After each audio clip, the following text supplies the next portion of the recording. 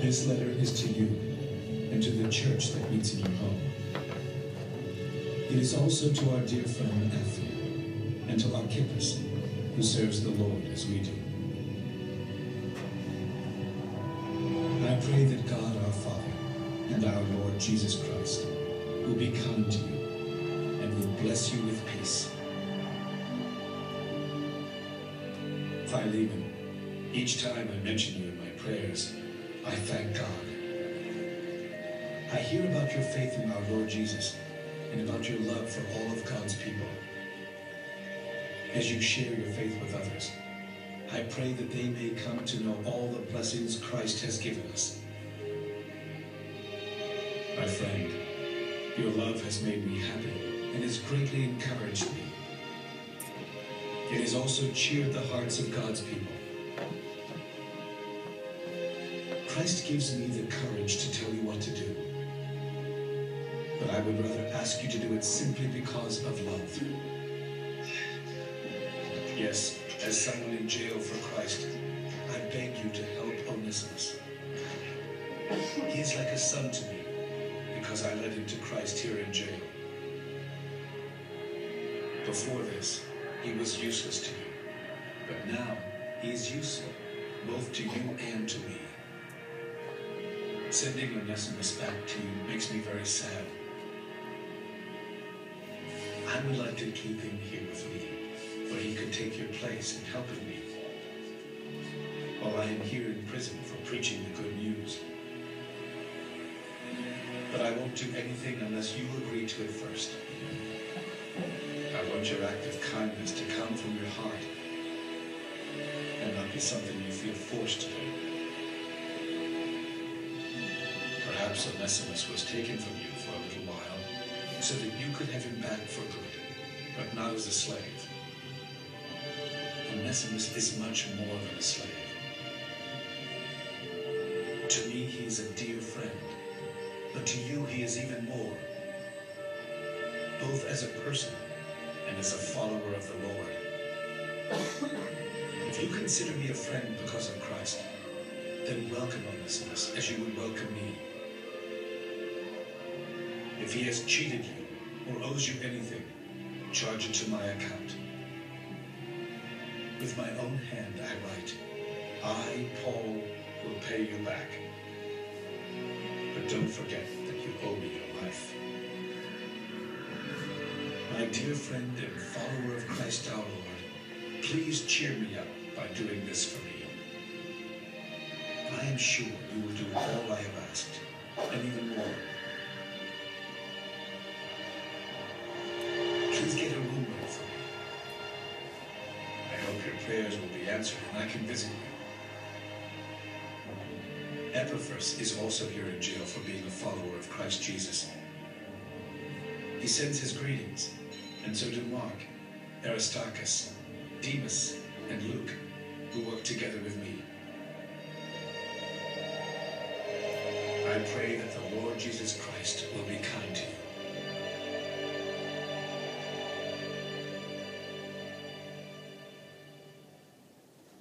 Yan po ang sulat ni Paul kay Philemon. And I have entitled my message this morning, Run Away. Okay. Run Away. Okay. May nakikita ba kayong similarity sa message ko?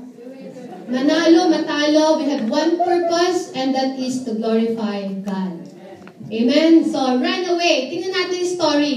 Paul wrote this letter when he was in prison in Rome. And he said he was in prison for the period of 2 years, and he was able to write letters, to give instruction, because he was not in jail, but he was under house arrest. Okay? So, under house arrest siya, kaya nagagawa niya yung mga bagay na to. So, the book of Philemon was the most personal of Paul's letter. Napaka-personal itong sulat na to because this was addressed to Philemon personally. And this letter needs to be read in the congregation. Kailangan basahin ito sa congregation.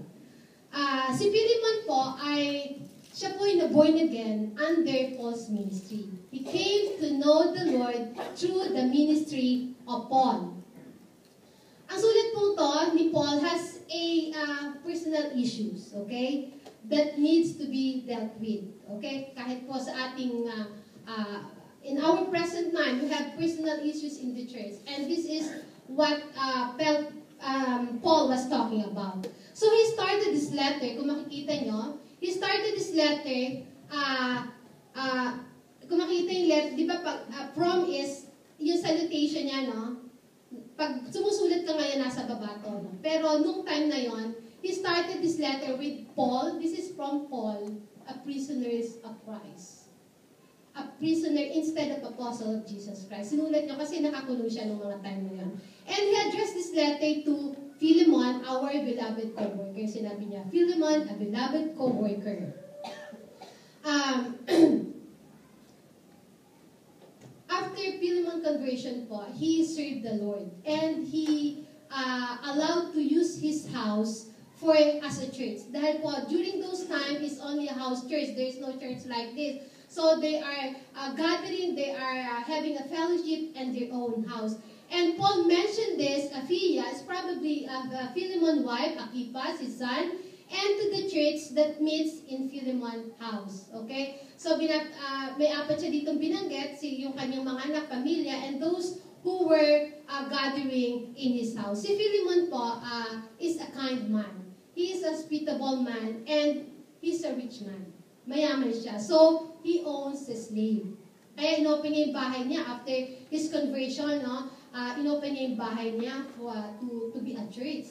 Okay? And he owns a slave, and during those time po, may mga slave yung mga mayayaman, and one of his slave is Onesimus. Kaya nga, I have entitled that, Ran Away. And anong nangyari kay Onesimus? Tingnan natin. So, if I'm relating this story of the letter of Paul nowadays, no? Some of you came to know through the ministry of the Lord of the Harvest. Okay? And like Philemon, you allow your house to be used as a church, no?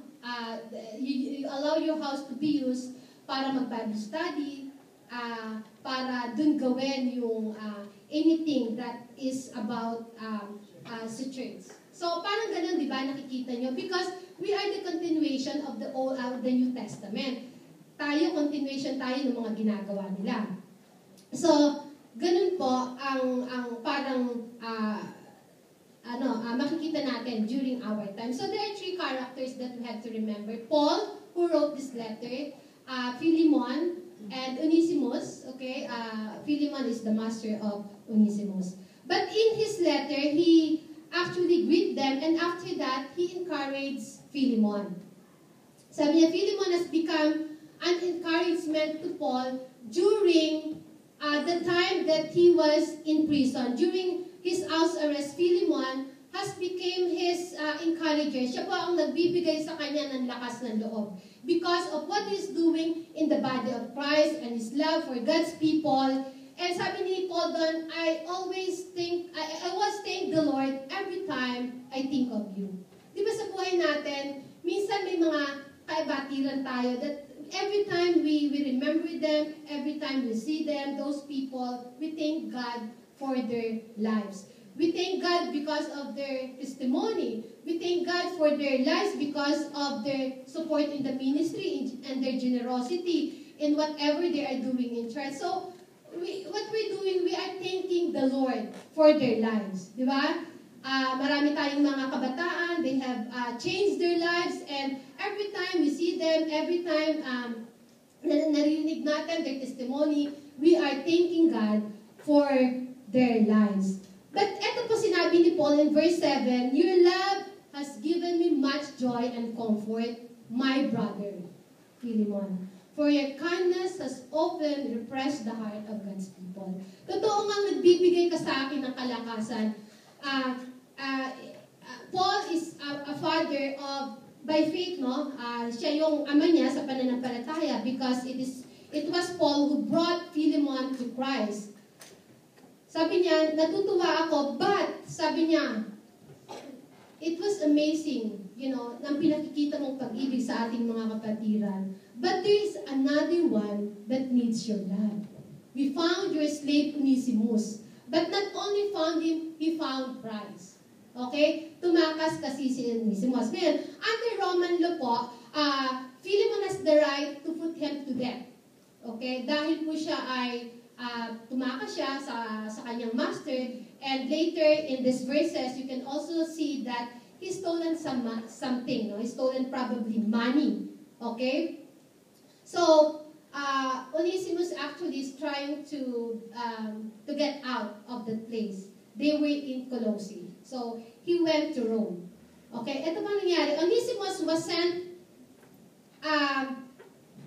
sent back to his master. Pinabalik siya with Tychicus. Okay? And also, sabay po nilang pinadala tong letter nito, the Colossians and the Philemons. Pero si Onesimus po, hindi niya lang binila yung letter na to by his own. Okay? He was with Tychicus. Pero sino si Tychicus? Tychicus, okay? Si Tychicus po is isang faithful minister in the Lord. Okay? He is always a Paul's companion and fellow laborers on the gospel. And he was a fit person to bring this letter to the body of Christ. He is the best person, the right person to read it in the congregation because of his remarkable integrity will be among his prominent graces. Of course, if I'm Paul, papabalikin ko si Onesimus, baka nga siya patayin lang. But he was with somebody who has integrity that Onesimus has really changed, man. Okay? So kasama niya to, si Tychicus, nung binigay yung letter kay Onesimus. It's not in the book of Philemon, but in Colossians 4:9, it says, I'm also sending Onesimus, a faithful and beloved brother, one of your own. So he's in Colossae. He and Tychicus will tell you everything that is happening here. Okay? And Paul said, Paul, wrote this letter in my own hand. So, napaka-importante ng sulat na to. So, ang sulat niya, he wants to have an appeal to Philemon. And I would like just to read this now. Sabi niya, that is why I am boldly asking a favor of you. May favor akong hinihingi kayo. I could demand it in the name of Christ because it is the right thing for you to do. But because of our love, I prefer simply to ask you consider this as a request from me. Paul, an old man and now also a prisoner for the sake of Jesus Christ, I appeal to you to show kindness to my child. He was a slave, but now, to my child Onesimus, I became his father in the faith while here in prison. Onesimus hasn't much use to you in the past, but now he's very useful to both of us. I'm sending him back to you, and with him comes my own heart. I wanted to keep him here with me while I'm in this chains for preaching the good news, and he would have helped me on your behalf. But I didn't want to do anything without your consent. First, because Onesimus belongs to Philemon. I wanted you to help because you are willing, not because you were forced. It seems you lost Onesimus for a little while so that you could have him back forever. He's no longer like a slave to you. He's more than a slave, for he is a beloved brother, especially to me. Now, he will mean much more to you, both as a man and as a brother in the Lord. So, if you consider me your partner, welcome him as you would welcome me. If he has wronged you in any way or owes you anything, charge it to me. Okay? So, Onesimus had been a slave for Philemon. At tumakas nga siya, he escaped with some money, probably, according to verse 18. But he showed up in Rome. Doon siya napunta to find refuge, but he came in contact with Paul. There's a chance, and I believe that Onesimus knew Paul beforehand because they were using Philemon house as for the gathering of the believers. So probably, meron siyang idea or he already heard the word of God. Pero, sometimes in our life, we're trying to escape. So, Onesimus became a Christian and he became close to Paul. He was converted when Paul was in prison and he became a servant of God also. Katulong niya, si Paul ay katulong niya si Onesimus sa kanyang ministry doon sa Rome. And after that, alam niyo sa buhay po natin, naniniwala ko na si Onesimus, he heard something about Jesus. But he's trying to escape. He's trying to escape. At sa buhay po natin, we are also trying to escape. No? Before we have heard the truth, and we're trying to get out from what we heard. Instead of seeking, we're trying to forget about it. But God is a grateful God. God loves you. Okay? We cannot hide from God. Kahit saan ka pumunta, sabi ng Psalms, I can never escape from your spirit. I can never get away from your presence. Sometimes, we're trying to run away from God. But hindi tayo, kahit saan tayo pumunta, wherever we go, kahit kailan tayo escape, ay lagi tayong nakikita. But even in the darkness, I cannot hide from you. To you, the night shine as bright as day, darkness and light as the same to you. If you think of it, Onesimus, of all people that I'm going to see, it was Paul, whom I used to see him preaching or sharing the gospel in the house of Philemon. Ganun din, di ba? Tayo, yung mga taong tinataguan natin, yun pa talagang nakikita natin. Especially pag gumagawa tayo ng kasalanan. Di ba? Sa lahat ng taong makikita ko, eto pa. Di ba? Minsan, our children, they're trying to hide from their parents. Okay? But, nakikita pa rin tayo. So, don't do that. Okay? Although, si Onesimus po, I remember before, na may tumatago sa amin. Tapos, natatawa ko si David. Maliit pa kasi siya, no? He was trying to escape, eh. Ang layo-layong lugar. Hindi naman kami pupunta doon. Nakita siya ni Mel doon. Sabi ko, you cannot hide from God. Okay? You cannot hide from God, hindi pumasok. Pero nun yun, hindi na ngayon, hindi na. Pero he was driving, my husband was driving, malayo, hindi dito. Kasama niya yung mga friends niya na ayaw namin niyang kaibigan. So, you cannot hide from God. And God will always, so, ganun din sa inyo. So, don't do that to your parents. Okay? So, ito yung appeal niya. Sabi I appealed to show kindness to my child Onesimus. I became his father in a faith while we were in prison. Okay? Philemon could have said, your son, but he was my slave. Pero pinakita niya dito that he was a changed man. He came to know the Lord. He accepted Jesus as his Savior. At minsan, di ba, hindi naman tayo naniniwala agad sa isang taong nakakilala sa Diyos. Pero, pinakita niya talaga dito. And the story of Philemon and Onesimus has similarities sa buhay natin. Okay? Every Christians, we were once a fugitive. We were once a runaway slave. We were once enslaved to sin. From birth, we were runaways. We did not want Christ. We lived for ourselves. Like the book of Isaiah said, we all like sheep have gone astray. And each of us has turned to our own way. Gusto natin yung ating mga sarili. And then our guilt was great and our penalty was severe. Si Onesimus po, his penalty is death. Okay? And it was allowed by law for him to be put to death.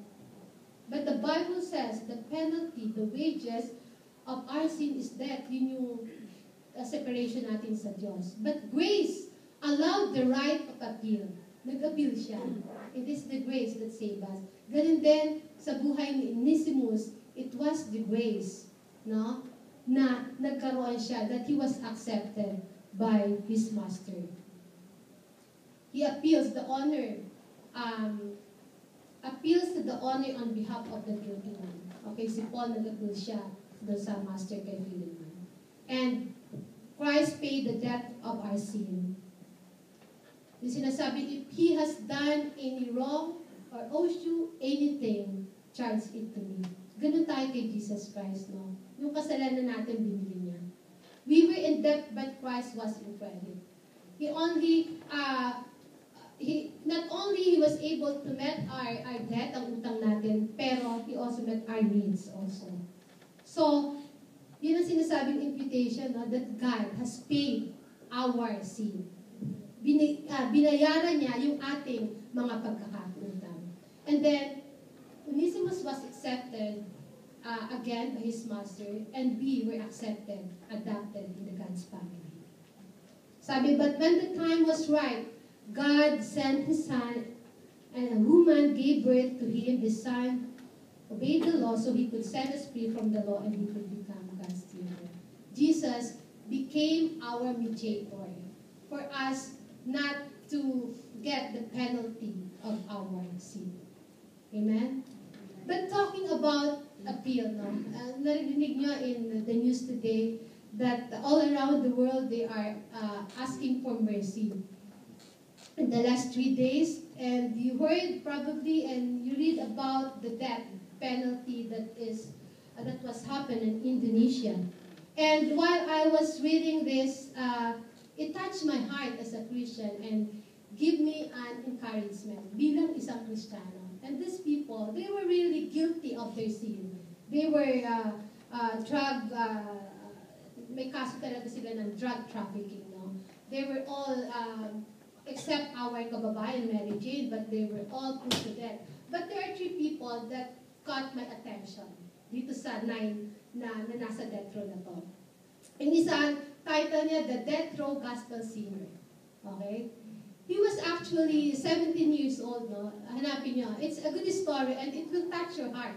And you can see, it is a demonstration of God's love and forgiveness. Though, para sa atin, in our understanding, it's too late, no? They all died, but still they're going to heaven. Okay? So, the Death Row Gospel Singer is a Nigerian, but he was born to a Christian family. Okay? He was 17 years old, and he actually produced write letters in the jail. And the other one is the pastor and the painter. Okay? The head, they called it the Bali 9.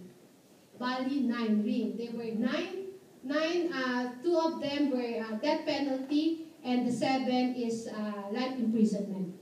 Pero yung pinaka-leader nila, siya yung naging pastor. Okay? He used to be the head of a drug syndicate, and actually he met a female pastor in the jail. Okay? And that female pastor, he's a Javanese siya, and she is a princess, a royal blood. Diba? Yun. And they are just visiting the church as a part of their ministry. Okay? Outreach ministry. Okay? And they got married. Okay? They got married less than 24 hours.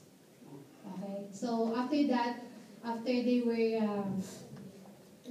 killed, no? She went to Australia. Okay? But ito yung sabi niya gano'n, before the execution, meron siyang ito yung pastor na to, that used to be a bad guy.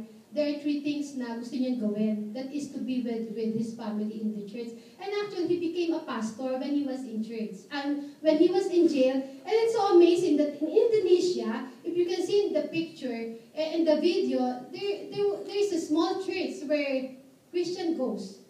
Okay, there's a small church and he's the pastor. And one of the prisoners, siya yung nag-baptize.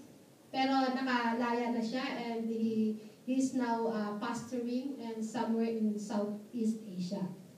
And then, I just want to read this. Yung Pastor Karina De Vega described, di papatay na sila, no? They have given 72 hours.